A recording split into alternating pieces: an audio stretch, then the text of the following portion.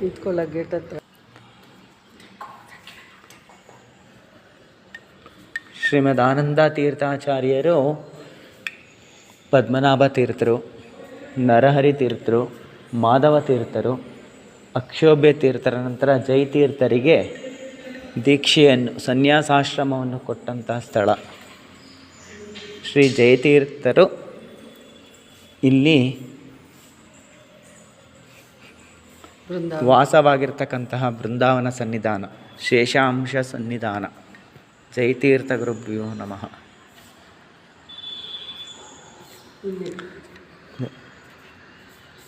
ಶ್ರೀ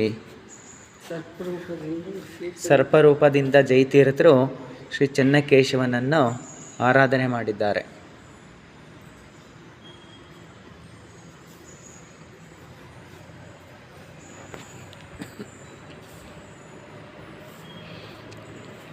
ಈ ಕ್ಷೇತ್ರ ಸುಮಾರು 700 ವರ್ಷಗಳ ಹಿಂದಿನದ್ದು.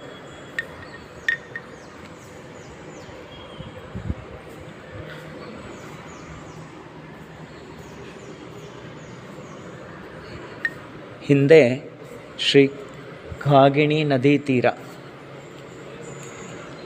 ಕಾಗಿಣಾ ನದಿ ಹರಿಯುತ್ತಲಿದೆ. ಇಂದ್ರ ಕಾಗೆ ರೂಪದಲ್ಲಿ ಬಂದು ಅಗಸ್ತ್ಯ ಕಂಬಂಡು ನೀರನ್ನು ಚೆಲ್ತಾನಂತೆ. ಅದಕ್ಕೆ ಕಾಗಿಣಿ ನದಿ ತೀರ ಅಂತ ಹೇಳ್ತಾರೆ.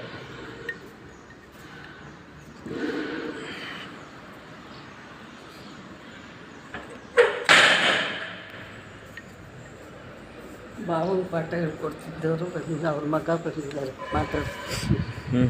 ಹೌದಾ?